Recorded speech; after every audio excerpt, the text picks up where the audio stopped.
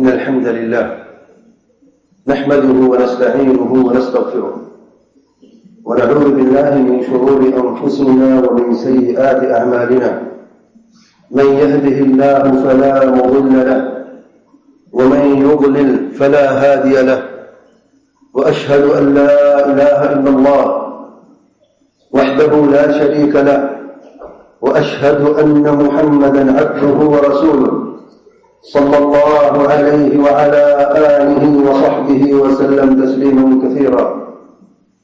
يا أيها الذين آمنوا اتقوا الله حق تقاته ولا تموتن إلا وأنتم مسلمون. يا أيها الناس اتقوا ربكم الذي خلقكم من نفس واحدة وخلق منها زوجها وبث منهما رجالا كثيرا ونساء واتقوا الله الذي تساءلون به والأرحام إن الله كان عليكم رقيبا. يا أيها الذين آمنوا اتقوا الله وقولوا قولا سديدا يصلح لكم أعمالكم ويغفر لكم ذنوبكم ومن يطع الله ورسوله فقد فاز فوزا عظيما. أما بعد فإن أصدق الحديث كلام الله وخير الهدي هدي محمد صلى الله عليه وسلم وشر الأمور محدثاتها وكل محدثة بدعة وكل بدعة ضلالة وكل ضلالة في النار. ثم أما بعد ارکان اسلام کا خطبہ جاری ہے اور ہم ارکان اسلام میں سے جو پہلا رکن ہے کلمہ شہادت اس پر بات کر رہے تھے اور کلمہ شہادت کی تکمیل کے لیے ضروری ہے ارکان ایمان پر ایمان لایا جائے جو 6 ارکان ہیں. اللہ تعالیٰ پر ایمان، اللہ تعالیٰ کے فرشتوں پر ایمان، اللہ تعالیٰ کی کتابوں پر ایمان، انبیاء علیہ السلام پر ایمان، آخرت پر ایمان اور تقدیر پر ایمان. آج کے خطبے میں ارکان ایمان کا 5واں رکن آخرت پر ایمان کے متعلق بات کرتے ہیں.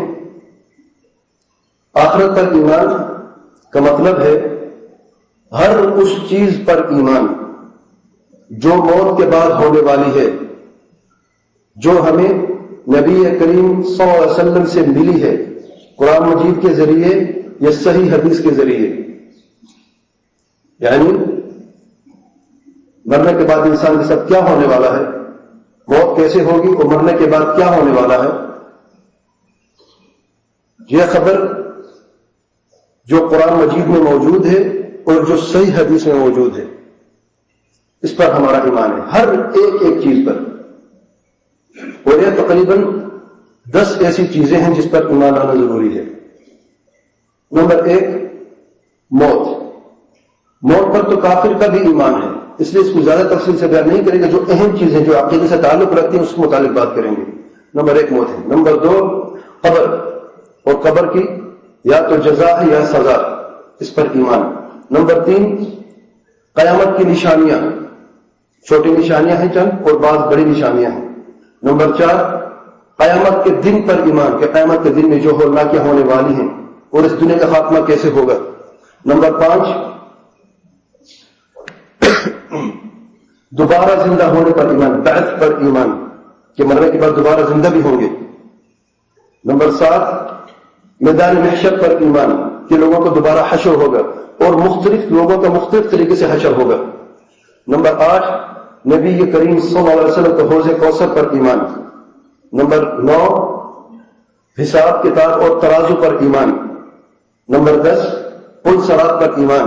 اور نمبر 11 جنت پر ایمان. نمبر 12 دوزخ پر ایمان. یہ مجموعہ ہے آخرت پر ایمان. اجمالی طور پر ان 12 چیزوں پر ایمان لانا ضروری ہے. اب تفصیل کی طرف جاتے ہیں، دیکھتے ہیں. میں مختصر سی تفصیل بیان کرتا ہوں.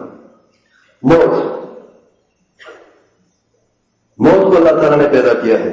جیسے زندگی کو پیدا کیا ویسے اللہ تعالیٰ موت کو بھی پیدا کیا ہے. اور جیسے زندگی ختم ہوتی ہے موت سے، ایسے ہی ایک دن موت ختم ہو جائے گی. تو موت مخلوق کی اللہ تعالیٰ کے مخلوقات میں سے، اور موت اس زندگی کا خاتمہ ہے. موت سے دوسری زندگی شروع ہو جاتی جسے کہتے برزخی زندگی. اور موت پر تو ایمان کافروں کا بھی ہے، کیونکہ ایک حقیقت ہے جسے کوئی جھٹلا نہیں سکتا. موت سے کوئی بچ نہیں سکتا. بقا صرف اللہ تعالیٰ کی ذات کے لیے ہے. موت کے متعلق میں 3 چیزوں پر بات کروں گا. نمبر 1، مومن کو موت کیسے آتی ہے.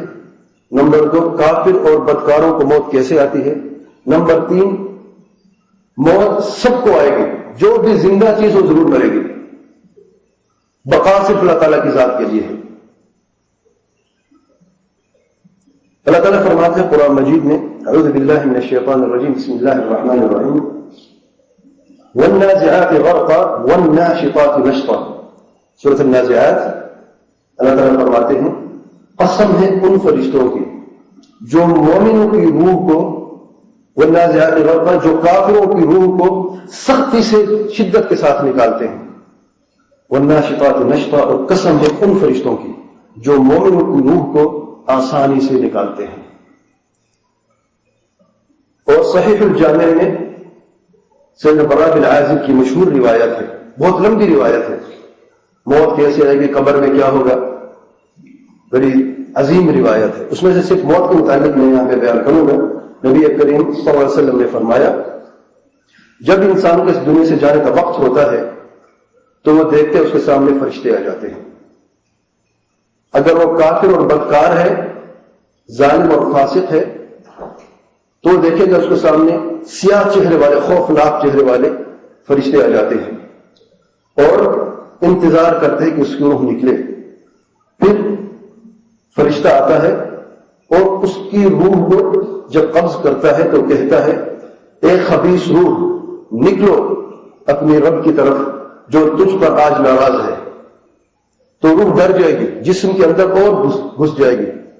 تو وہ فرشتہ سختی کے ساتھ اس روح کو نکالتا ہے، جیسا کہ ایک تر روئی کو آپ کانٹے کے اوپر رکھ کے اس کانٹے کو آپ سختی سے نکال لیں تو ایک ایک کانٹے پر ایک ایک روئی کا ٹکڑا آپ کو نظر آئے گا. اسی طریقے سے اس کافر بدبخت کی روح کو فرشتہ قبض کریں گے. وہ نازعات غرق ہو کر اس کی روح کو نزع کریں گے، غرق ہو کر اس کے اندر روح ڈر جائے گی. اب فرشتوں کی آزاد سامنے نظر آ گیا. اب جو غیب تھا وہ شہادہ ہو گیا، آنکھوں سے دیکھ رہا ہے. اب جو وعدے تھے سب نظر آ رہے ہیں، جو کچھ جھٹلا چکا ہے سب کچھ نظر آ رہا ہے. اب کوئی راستہ نہیں ہے. جو وہ اس کی روح کو نکالتے ہیں، جو سامنے فرشتے کالے سیاہ چہرے والے ہوں گے ان کے پاس کفن ہوگا جہنم سے، بدبودار کفن، کانٹے دار کفن. تو اس روح کو جو بھی نکلتی اسے اس کفن میں ڈال دیتے ہیں اور آسمان کی طرف جاتے ہیں. اور جب آسمان کی طرف جاتے ہیں تو آسمان میں بدبو پھیل جاتی ہے. اور پہلے آسمان کی طرف جب جاتے ہیں تو دستک دیتے ہیں، فرشتے کہتے ہیں کون ہیں وہ، اور فرشتے جواب دیتے ہیں، جو آسمان کے اوپر فرشتے وہ جواب دیتے ہیں، سوال کرتے کون ہو. وہ کہتے کہ یہ فلان بن فلان کی روح ہے، فلان بن فلان. اور اس کا جو بدترین نام ہے دنیا میں جو لیا جاتا ہے اسی نام سے اسے پکاریں گے. اور یہاں پر بن ہے، بنت نہیں ہے. جیسے بعض لوگ یہ سمجھتے ہیں قیامت کے دن لوگوں کے نام جو وہ اس کی والدہ کے ساتھ ہوں گے، اس سے کوئی دلیل نہیں. اس روایت میں واضح لفظ ہے کہ فلان بن فلان، ماں کا نام یہ بن یعنی اس کے باپ کا نام سے ہوگا جیسے دنیا میں نام لیا جاتا ہے. تو فرشتے دروازے نہیں کھولیں گے، وہ کہیں گے اللہ تعالیٰ کا حکم نہیں ہے. پھر آواز آئے گی کہ میرے بندے نے جھوٹ بولا ہے، زندگی ساری جھوٹ پر ہی گزاری ہے، اور اس کے لیے جنت کے طرف، اس کے لیے آسمان کے دروازے بند ہیں، یہ آسمان کے اوپر کی طرف نہیں آ سکتا. اور اس کے لیے قبر میں جہنم کا بچھونا بڑھا دو، اس کی روح واپس پھینک دی جائے گی زمین پر اور اس کے جسم میں واپس آ جائے گی. تب تک لوگ جو ہیں اسے کندھے پہ اٹھا کے قبر کی طرف لے جا رہے ہوں گے. جب قبر میں رکھیں گے اسے اور قبر اس کے لیے جہنم کے گڑھا بن جائے گی. تو یہ موت ہے کافر اور بدکار کی. اس کے خلاف مومن کی روح کیسے قبض ہوتی ہے؟ والناشطات نشطا، فرشتے آئیں گے جب انسان اس دنیا سے جا رہا ہوتا ہے، آخری لمحات ہوتے ہیں، تو دیکھتے ہیں اپنے سامنے ایک خوبصورت چہرے والے، چمکدار چہرے والے فرشتے آتے ہیں، جنت سے ان کے ہاتھ میں کفن ہوگا، خوشبودار فرشتہ آتا ہے جو روح قبض کرتا ہے اور کہتا ہے اے اللہ کے بندے، اے روح، اے طیب روح، مطمئنہ روح، نکل اپنے رب کی طرف جو آج تجھ پر راضی ہے. تو وہ روح خوش ہو جائے گی اور ایسے نکلے گی جیسے کہ کسی مشکیزہ سے پانی کی بوند نکلتی ہے، تیزی سے، خوشی سے. اور جو فرشتے سامنے کھڑے ہوتے کفن لے کے جلدی سے اس روح کو لے لیتے ہیں اپنے کفن میں اور آسمان کی طرف چلے جاتے ہیں. آسمان کے دروازے میں دستک دیتے ہیں، کون ہے؟ یہ فلان بن فلان ہے. اس کے جو بہترین نام ہے دنیا وہی دیا جاتا ہے. دروازہ کھل جاتا ہے. پھر اس آسمان کے فرشتے بلکہ سارے آسمانوں میں جب یہ روح گزرے گی خوشبو پھیلتی جائے گی. پھر دوسرے آسمان، جو اس پہلے آسمان کے فرشتے وہ بھی ساتھ جائیں گے اس روح کے. پھر دوسرا آسمان، پھر تیسرا آسمان، اس طریقے سے اوپر جائیں گے. پھر اللہ تعالیٰ فرمائے گا کہ میرے بندے نے سچ کہا، میرے بندے کے لیے قبر میں جنت کا بچھونا بچھا دو، اس سے جنت کا دروازہ کھول دو. اس طریقے سے اس کی روح واپس لے کے فرشتے آئیں گے اور اسے جسم میں واپس کریں گے، تب وہ قبر میں داخل ہو جائے گا. مومن کو روح آسانی سے قبض ہوگی، کافر کی روح سختی سے قبض ہوگی. ہمارے اس پر ایمان ہے کیونکہ یہ قرآن مجید میں بھی ثابت ہے اور صحیح حدیث میں، صحیح الجامع میں یہ روایت موجود ہے. تیسری بات جو ہے کہ ہر زندہ چیز مر جائے گی اور ہر زندہ چیز میں انبیاء، اولیاء، صالحین سب شامل ہیں. اس دنیا سے ان کا تعلق ختم ہو جائے گا اور ان کو وفات ہو جائے گی سوائے عیسیٰ علیہ الصلوۃ والسلام کے. اللہ تعالیٰ انہیں زندہ اٹھا لیا آسمان پر، یہ اللہ تعالیٰ کی حکمت ہے. لیکن موت کی حقیقت جو ہے اور موت ان پر ہی واقع ہوگی، انہیں قیامت کی بڑی نشانی میں سے جیسے میں آگے بیان کروں گا. لیکن جتنے بھی انبیاء گزر چکے ہیں عیسیٰ علیہ الصلوۃ والسلام کے علاوہ، جتنے بھی اولیاء گزر چکے ہیں، جتنے بھی صالحین گزر چکے ہیں، جتنے بھی انسان گزر چکے ہیں، وہ سارے کے سارے وفات پا چکے ہیں اور مر چکے ہیں. اللہ تعالیٰ فرماتے ہیں انک میت وانہم میتون کل نفس ذائقۃ الموت. اے پیارے پیغمبر صلی اللہ علیہ وسلم، تو بھی وفات پا جائے گا اور یہ لوگ بھی مر جائیں گے، وفات پا جائیں گے. بقا کی صرف اللہ تعالیٰ کی ذات کے لیے. کل نفس ذائقۃ الموت، ہر نفس جو زندہ ہے وہ موت کا مزہ ضرور چکھے گی، وہ مرے گی ضرور. اللہ فرماتے وَيَبْقَى وَجْهُ رَبِّكَ ذُو الْجَلَالِ وَالْإِكْرَامِ. سورۃ الرحمن اللہ فرماتے صرف اللہ تعالیٰ کی بقا ہے، کوئی بھی مخلوق زندہ نہیں رہ سکتی، سب مر جائیں گے، فنا ہو جائیں گے سوائے اللہ تعالیٰ کے. قبر کا مرحلہ اس کے بعد شروع ہوتا ہے اور قرآن مجید میں تعالیٰ فرماتے ہیں يُثَبِّتُ اللَّهُ الَّذِينَ آمَنُوا بِالْقَوْلِ الثَّابِتِ فِي الْحَيَاةِ الدُّنْيَا وَفِي الْآخِرَةِ. سورۃ ابراہیم آیت نمبر 27 میں اللہ فرماتے ہیں اللہ تعالیٰ ثابت قدم رکھتے ہیں مومنوں کو دنیا میں بھی اور آخرت میں بھی. مفسرین فرماتے ہیں آخرت میں بھی کا مطلب ہے قبر کے اندر جب منکر ونکیر سوال کریں گے تو قبر کے متعلق ہمارا ایمان ہے کہ قبر میں انسان جائے گا اور وہ برزخ زندگی ہے. ہمارا ایمان ہے کہ قبر میں لوگ دو قسم کے ہوں گے، یا تو مومن اور اچھے لوگ ہوں گے، ان کے لیے قبر جو جنت کا ایک باغ بن جائے گی، یا وہ کافر بدکار فاسق لوگ ہیں جن کے لیے قبر جو ہے وہ جہنم کا گڑھا بن جائے گی. ہمارا ایمان ہے کہ قبر میں فتنہ ہوگا، فتنہ یعنی سوال ہوگا، اور دو فرشتے منکر اور نکیر، یہ نام ثابت ہے سنت سے، منکر اور نکیر دو فرشتے آئیں گے. ان کی صفات بھی ثابت ہے صحیح حدیث میں، اسودین ازرقین، کالے سیاہ رنگ ہوں گے ان کے اور نیلی آنکھیں ہوں گی، خوفناک چہرے ہوں گے. جب یہ حدیث سیدنا عمر بن خطاب نے سنی تو رونا شروع ہو گئے. سیدنا عمر بن خطاب وہ عظیم اور بہادر صحابی جب انہوں نے یہ وصف سنا کہ کالے ہیں اور نیلی آنکھوں والے ہیں، سختی سے سوال کرتے ہیں.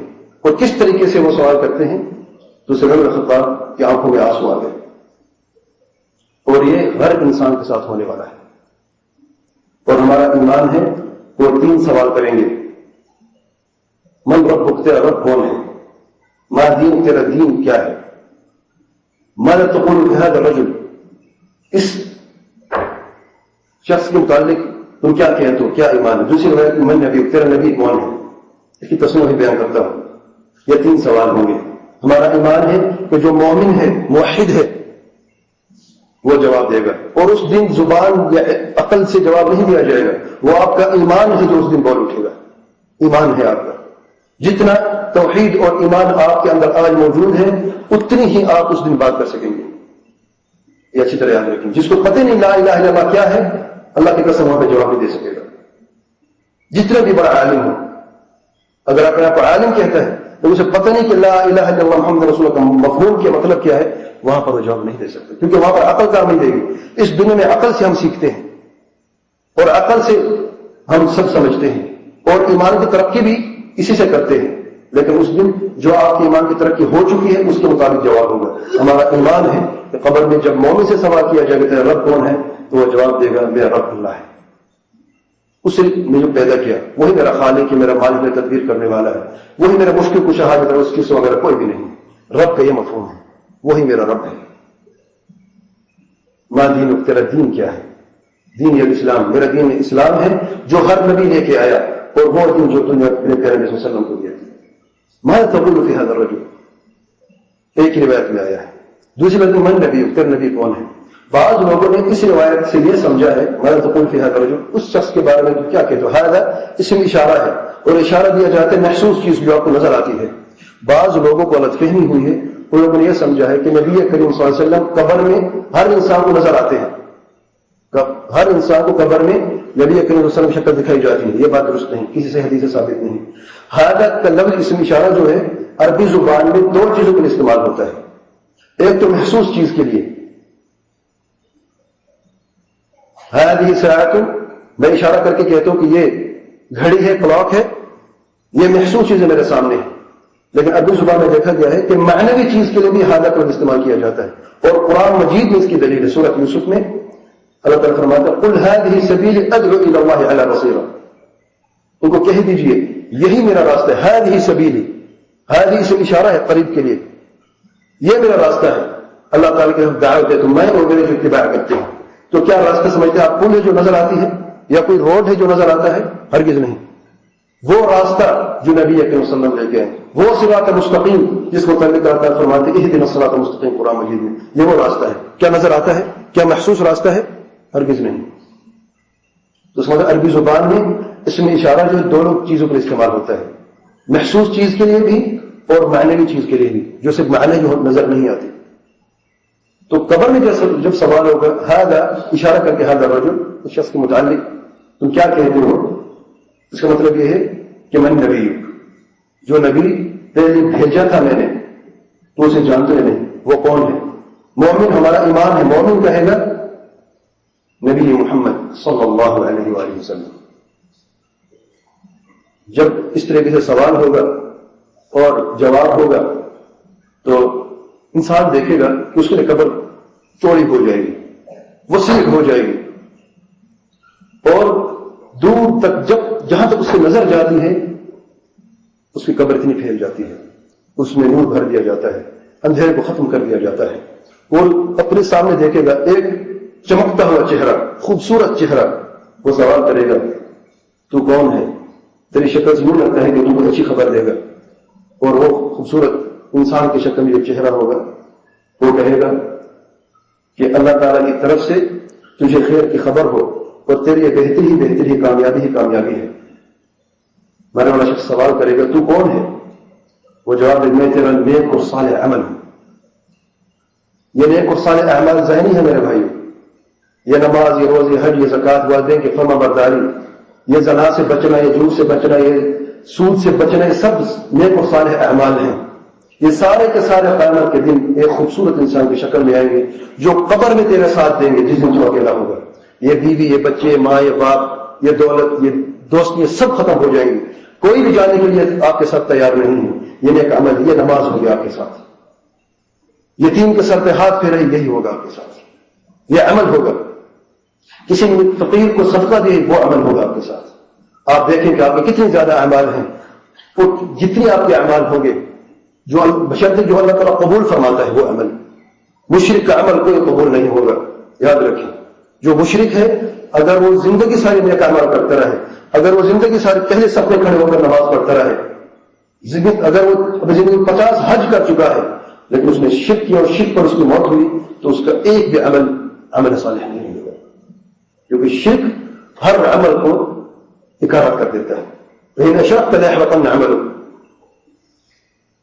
تو نیک اور صالح اعمال اس کے سامنے ہوں گے اور انسان کی شکل میں، خوبصورت انسان کی شکل میں، اور اس کے لیے جنت کا، جیسے حدیث میں نے بیان کیا ہے، جنت کے بچھونا بچھا دیا جائے گا، اس کا بستر بھی جنت کا، خوشبو بھی جنت کی، اور ایک کھڑکی جنت سے کھول دی جائے گی تو قبر اس کے لیے جنت کا باغ بن جائے گا۔ اور جو کافر ہے، بدکار ہے، دوسری طرف جب وہ قبر میں جاتا ہے، ہمارا ایمان ہے کہ قبر میں جاتی ہے اس کے لیے قبر تنگ ہو جائے گی، ہمارا ایمان ہے کہ جب ملک اور نفی اسے سوال کریں گے وہ جواب نہیں دے سکے گا، منافق بھی جواب نہیں دے سکے گا، بدکار بھی جیسے اس کے اعمال ہیں دنیا میں، اگر بدکاریاں بہت زیادہ ہیں وہ بھی جواب نہیں دے سکے گا۔ کیا کہے گا؟ من ربک، کہے گا ہا لا ادری، ہے میں نہیں جانتا ہوں۔ یہ ہے کیوں کہے گا؟ کیونکہ دنیا میں اس نے سنا ہے کہ لوگ کہتے ہیں ربی اللہ، لیکن اس وقت عقل ہوگی تو کام بنے گا، سوچے گا ہے میرے ذہن میں کوئی چیز آ رہی ہے مجھے پتہ نہیں کیا ہے۔ منافق خاص طور پہ یہ کہے گا، دنیا میں تو کہتا تھا نا ربی اللہ، لیکن اس وقت عقل کام نہیں آئے گی، کوشش کرے گا کہ میں نے کچھ سنا ہے لیکن جواب نہیں دے سکے گا، کچھ نہیں کہہ سکے گا۔ میرا دین اور تیرا دین کیا ہے؟ ہا لا ادری، ہے میں نہیں جانتا ہوں۔ وہ جانتا ہے کیوں کہہ رہا ہے؟ جانتا ہے کہ اس کی آج اس کی ناکامی کا دن ہے، اس وقت اسے جو ہونے والا ہے، جو وعدے ہوئے تھے آج وہ پورے ہوں گے۔ تیرا نبی کون ہے؟ ہا لا ادری، ہے میں نہیں جانتا۔ منکر نکیر کے پاس مرزبہ ایک لوہے کا ایک پرزہ ہوگا جس سے اسے ماریں گے، اس کے سر پر ماریں گے، وہ زمین کے اندر دھس جائے گا، ساتویں زمین تک، اور ایسی چیخ مارے گا کہ ساری کائنات سنتی ہے سوائے جن اور انس کے نہیں سن سکتے۔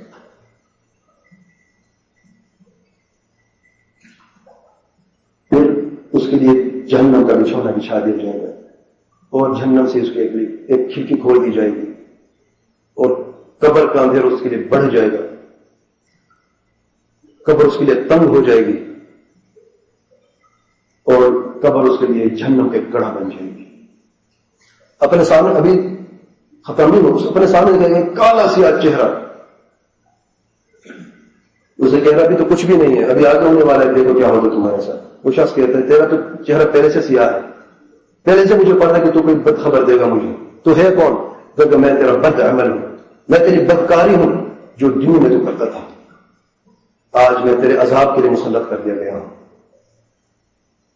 یہ شرک، یہ بدعات، یہ خرافات، یہ جھوٹ، یہ فریب، یہ سود، زنا، چوری، ڈکیتی، قتل، ظلم، یہ سارے کے سارے آپ کے سامنے قیامت کے دن کالے اور سیاہ چہرے میں آپ کے سامنے ایک انسان کی شکل بیٹھا ہوگا جو آپ کے عذاب میں عذاب بن جائے گا۔ اللہ ہم سب پر رحم فرمائے۔ اقول ما تسمعون واستغفر الله العظيم الجليل لي ولكم ولسائر المسلمين فاستغفروه انه هو الغفور الرحيم۔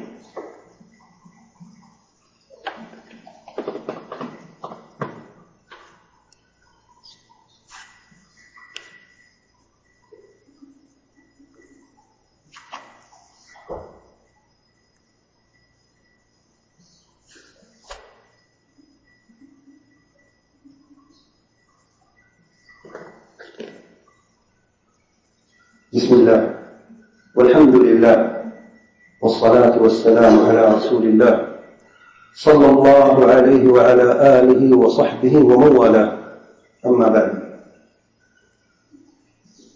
قیامت کی نشانیاں، قیامت کی دو قسم کی نشانیاں ہیں جو قرآن میں صحیح احادیث میں آئی ہیں، چھوٹی نشانیاں اور بڑی نشانیاں۔ جو چھوٹی نشانیاں ہیں وہ تین قسم کی ہیں، بعض ایسی نشانیاں جو گزر چکی ہیں، بعض ایسی نشانی ہیں جو آج بھی موجود ہیں، اور بعض ایسی نشانی ہیں جو ابھی آنے والی ہیں. جو گزر چکی ہیں ان میں سے نبی کریم صلی اللہ علیہ وسلم کی بعثت، ان کو نبوت ملنا، یہ قیامت کی قرب کی نشانی ہے. نبی کریم صلی اللہ علیہ وسلم کی وفات، بیت المقدس کا فتح ہونا سیدنا عمر خطاب کے زمانے میں. 1400 سال گزر گئے. آپ خود سوچیں کہ کس طریقے سے آہستہ آہستہ ہم قیامت کے قریب جا رہے ہیں.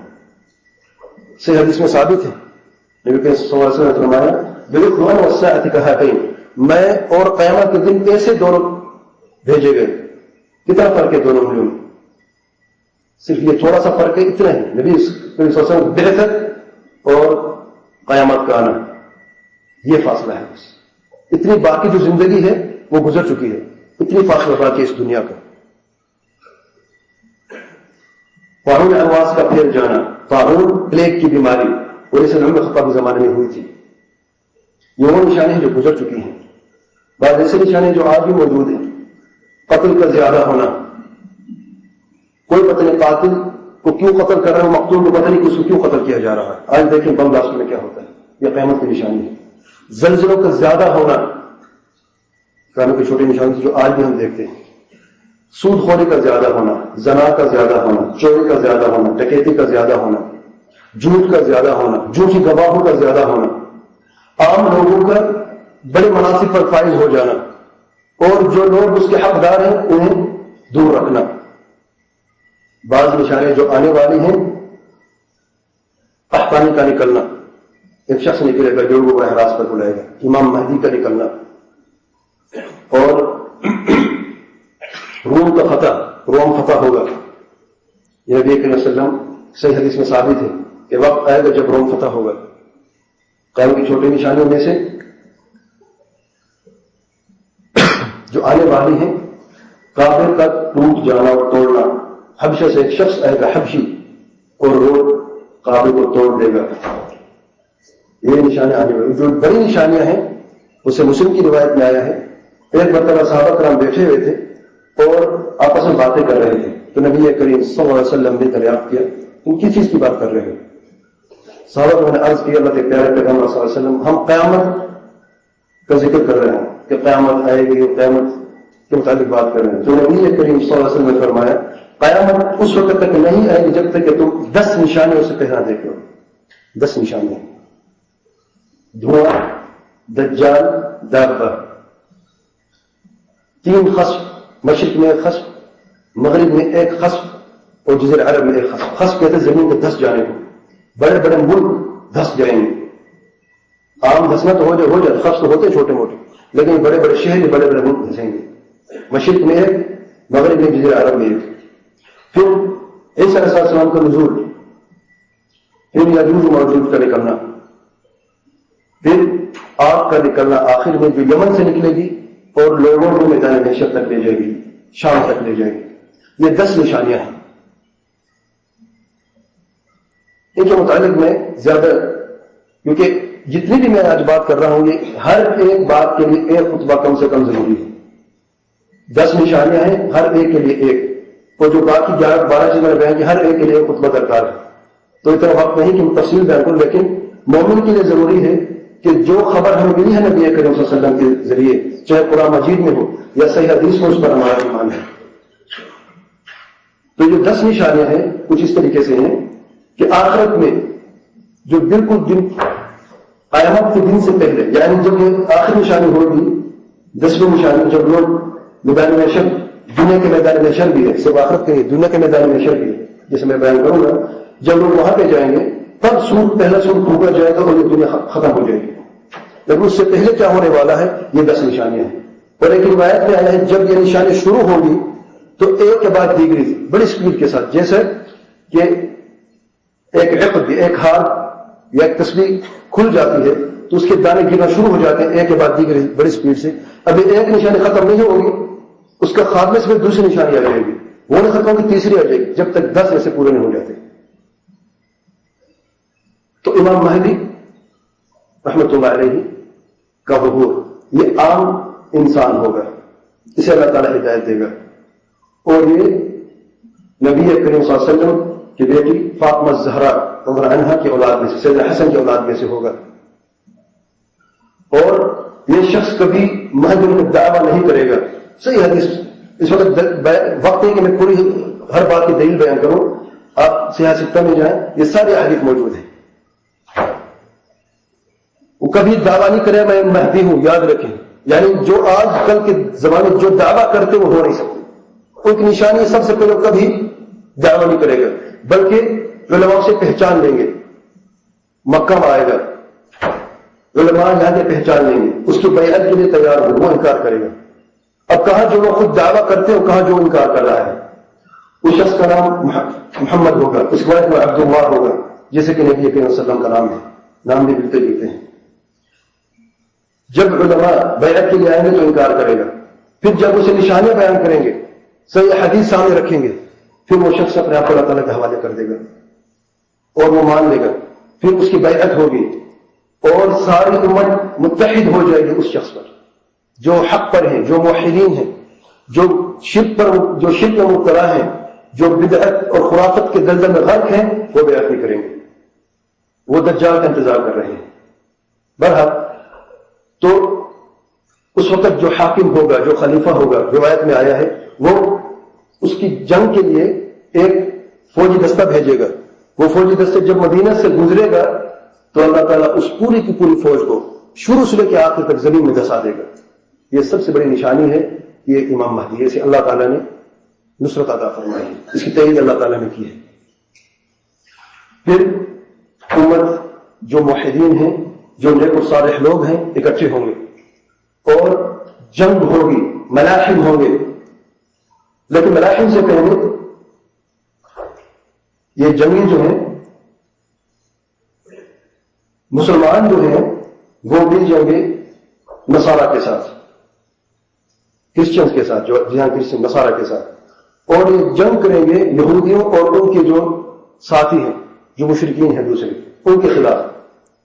جنگ کی کامیابی ہوگی مسلمانوں کی. یہ سب حدیث میں واضح ہے. جب مسلمانوں کی کامیابی ہوگی، ساتھ نصارہ بھی ساتھ دیں گے، تو ایک نصرانی شخص کھڑا ہو کر کہے گا صلیب نے ہمیں کامیابی دی ہے، کراس نے، صلیب نے. تو مسلمان کہیں اللہ تعالیٰ نے کامیابی دی ہے. جھگڑا ہوگا، ایک شخص مر جائے گا تو آپس میں جنگ شروع ہو جائے گی، مسلمانوں کی اور نصارہ کی. کامیابی مسلمانوں کی ہوگی. یہ اللہ تعالیٰ کے وعدے پورے ہوں گے، ہمارا ایمان ہے. مہدی علیہ السلام جو ہے، جب وہ ایک مرتبہ عصر کی نماز کے وقت اللہ تعالیٰ عیسیٰ علیہ السلام کو نازل فرمائے گا. صحیح حدیث میں ثابت ہے کہ دمشق میں، شام میں، دمشق کے شہر میں مسجد ہے جو اب مسجد امون کے نام سے مشہور ہے. مسجد ہے، اس کی ایک سفید مینار ہے. سفید مینار کے قریب دو فرشتوں کے پروں پر ہاتھ رکھتے ہوئے عیسیٰ علیہ السلام نازل ہوں گے. جب نازل ہوں گے تو نماز کا وقت ہوگا، وہ جائیں گے مسجد نماز پڑھنے کے لیے. امام مہدی انہیں آگے کریں گے، پہچان لگے کہ عیسیٰ علیہ السلام ہے، آگے کریں گے، وہ آگے سے انکار کریں گے. امام مہدی کے پیچھے نماز پڑھیں گے. یہ واضح دلیل ہے کہ وہ نبی صلی اللہ علیہ وسلم کی امتی ہوں گے. نبی تو پہلے تھے اپنے زمانے میں، اب نبی بھی ہیں اور امتی بھی ہیں، اپنی شریعت میں ہی لے کے آئیں گے اور پیچھے نماز پڑھیں گے. انہیں خبر ملے گی کہ دجال نکل چکا ہے. دجال اللہ تعالیٰ کی مخلوقات میں سے ایک مخلوق ہے، انسان ہے، کوئی جانور نہیں ہے، انسان ہے.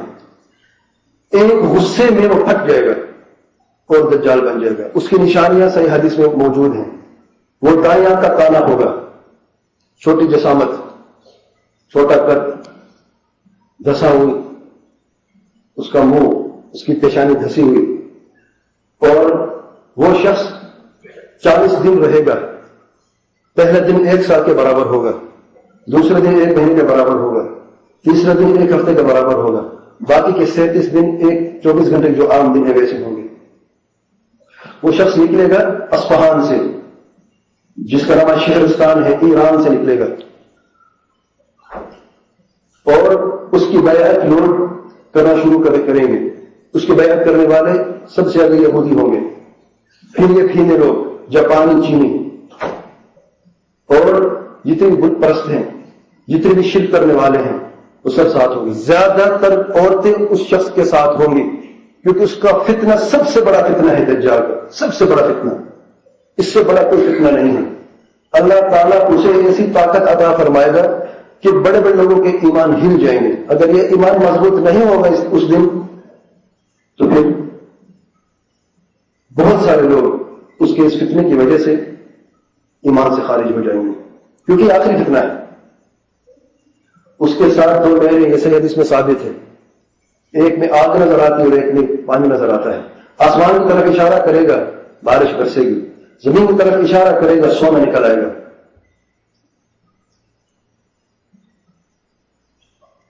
وہ پوری دنیا میں سفر کرے گا 40 دن, پوری دنیا میں سوائے 2 جگہوں پر نہیں جا سکے گا, مکہ اور مدینہ.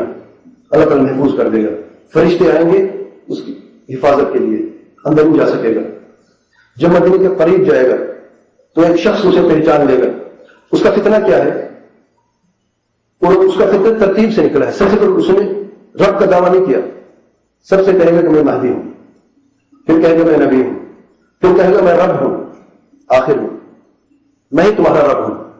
اس کے چہرے پہ کافر لکھا ہوگا یا کافر, ان پڑھ مومن بھی پڑھ لے گا. ایمان کی بات ہے. فتنہ اس کا یہ ہے کہ وہ جب لوگوں کی طرف جائے گا کہیں کہ میں تمہارا رب ہوں, لوگ کہیں ہم تو نہیں مانتے. وہ کہیں تم کیا دیکھنا چاہتے ہو, جو تم کہنا چاہتے ہو مجھے بتاؤ, کیونکہ میرے ماں باپ زندہ کر دو. وہ اشارہ کرے گا, اس کے ماں باپ کی شکل میں 2 لوگ آ جائیں گے. اس کی ضرورت نہیں کہ وہ مرے کو زندہ کرے, لیکن اسے اللہ تعالیٰ نے طاقت دی ہے, جنوں کو تابع کرے گا, جن کے ذریعے سے وہ یہ کام کرے گا. شیاطین بھی تو موجود ہیں, تو اس کی ماں باپ کی شکل میں آ جائے گا, کہے کہ میں نے مانا تو میرا رب ہے. نبی کریم صلی اللہ علیہ وسلم نے فرمایا صحابہ کرام کو کہ عورتوں کو گھر میں باندھ لینا اگر وہ نکلے. کیوں؟ کیونکہ عورت ہمیشہ جو ہے جلد بازی کرتی ہے اور حکمت کی کمی کی وجہ سے اس کا قوم جلدی پھسلتا ہے. اللہ کا صحابیات کا ایمان کتنا ہے, لیکن پھر بھی اس کا فطر اتنا عظیم ہے کہ اپنی بیویوں کو گھر میں باندھ کے جانا, اور بہتر اس کی طرف جاؤ ہی نہیں. یہ کوئی شخص یہ نہ کہے کہ میں مومن ہوں, میں جا کے اس کا سامنا کرتا ہوں. یاد رکھیں, پھر ایک شخص اس کے سامنے آئے گا, وہ کہے گا میں نے پہچان ہے کہ تو دجال ہے. دجال اسے 2 ٹکڑے میں قتل کر دے گا اور اس کے درمیان میں چلے گا. پھر لوگوں کو کہے گا اگر میں اسے دوبارہ سے جوڑ تو زندہ کر دو, پھر مجھے مانو گے رب. اسے جوڑتا ہے, اسے اشارہ کرتا ہے, زندہ ہو جاتا ہے. بڑا فتنہ دیکھیں, ایک فتنہ ہے امتحان کی انتہا. پھر جب وہ دوبارہ زندہ ہو جاتا ہے وہ کہتا ہے اب تم مجھے مانتے ہو میں رب ہوں تمہارا. وہ کہتا ہے ابھی بھی میں جانتا ہوں کہ تم دجال ہے. نبی کریم صلی اللہ علیہ وسلم نے ہمیں یہ خبر دی کہ تو ایسا کرے گا میرے ساتھ. اللہ اکبر, یہ علم ہے. نبی کریم صلی اللہ علیہ وسلم ہمیں خبر دی کہ تو ایسا کرے گا. پھر دوبارہ سے قتل کرنے کی کوشش کرے گا, فلا یصبح علیہ, حدیث کی لفظ ہے, پھر اسے قتل نہ کر سکے گا. اس کا عجز یہاں سے شروع ہو جائے گا, کوشش کرے گا اسے قتل نہیں کر سکتا. جب عیسیٰ علیہ السلام نازل ہوں گے تو خبر ملے گی پوچھے کہاں ہے دجال. دجال کو کوئی قتل نہیں کر سکتا سوائے عیسیٰ علیہ السلام کو. حدیث میں یہ باریک دین بھی موجود ہے کہ کہاں پر کس طریقے سے قتل کرے گا. صحیح حدیث میں جب وہ پہنچے گا فلسطین کے قریب, بابلوت ایک جگہ ہے فلسطین میں, تو عیسیٰ علیہ السلام خبر ملے گی کہ وہ اس وقت فلسطین میں ہے, بابلوت کے قریب ہے. اس کا پیچھا کریں گے, وہاں پر جائیں گے. دجال جو ہی دیکھا گیا عیسیٰ علیہ السلام کو تو وہ نمک کی طرف نکلنا شروع ہو جائے گا, ڈر خوف کی شدت سے, اب میری موت آ گئی. بھاگے گا, سیدنا عیسیٰ علیہ السلام اس کا پیچھا کرے گا اور سفید نیزے سے اسے قتل کرے گا. حدیث کے الفاظ ہیں, باریک بینی تک موجود ہے. دجال کا قتل ہوگا, پھر امت میں خیر و برکت بڑھ جائے گی. امام مہدی کے زمانے میں, ابھی امام مہدی زندہ ہوتے ہیں, امام مہدی اپنی وفات خود مرتے ہیں, عام موت جیسے انسان مرتے ہیں, لیکن ان کی زمانے 7 سال میں رہتے ہیں امام مہدی. اتنی زرخیز زمین ہو جاتی ہے اور اتنی مال دولت ہوتی ہے کہ لوگ گن نہیں سکتے, اتنی مال ہوگا مسلمانوں کے پاس. پھر اللہ تعالیٰ وحی کے ذریعے عیسیٰ علیہ السلام کو یہ پیغام بھیجتے ہیں کہ اب میری ایسی مخلوق آنے والی ہے جس کا تم مقابلہ نہیں کر سکتا، بس پہاڑوں کے اوپر چڑھ جاؤ، یاجوج ماجوج، اس قوم کو اللہ تعالیٰ بھیجے گا۔ اگلے جمعے میں انشاءاللہ میں پورا کروں گا، یاجوج ماجوج سے آگے انشاءاللہ بات کریں گے، کیونکہ بات تھوڑی سی لمبی ہے، وقت بھی ختم ہو گیا ہے۔ عباد اللہ، ان اللہ وملائکته یصلون علی النبی یا ایها الذین آمنوا صلوا علیہ وسلموا تسلیما اللهم صل وسلم وبارك على نبيك محمد وعلى آله وصحبه أجمعين، وارض اللهم عن الخلفاء الراشدين أبي بكر وعمر وعثمان وعلي، وعن الصحابة أجمعين، وعن التابعين ومن تبعهم بإحسان إلى يوم الدين. اللهم آمنا في أوطاننا وأصلح أئمتنا وولاة أمورنا، ولا تجعل ولايتنا إلا في من خافك واتقاك واتبع رضاك يا أرحم الراحمين. اللهم أعز الإسلام والمسلمين وأذل الشرك والمشركين ودمر أعداء الدين. اللهم انصر إخوان المسلمين المستضعفين في كل مكان. اللهم انصر إخوان المسلمين المستضعفين في كل مكان. اللهم انصر إخوان المسلمين المستضعفين في كل مكان. ربنا آتنا في الدنيا حسنة وفي الآخرة حسنة وقنا عذاب النار. ربنا إنا ظلمنا أنفسنا وإن لم تغفر لنا وترحمنا لنكونن من الخاسرين. ربنا لا تزغ قلوبنا بعد إذ هديتنا وهب لنا من لدنك رحمة إنك أنت الوهاب. ربنا هب لنا من أزواجنا وذرياتنا قرة أعين واجعلنا للمتقين إماما. عباد الله، إن الله يأمر بالعدل والإحسان وإيتاء ذي القربى وينهى عن الفحشاء والمنكر والبغي يعظكم لعلكم تذكرون. فاذكروا الله العظيم الجليل يذكركم واشكروه على نعمه يزدكم ولذكر الله أكبر والله يعلم ما تصنعون.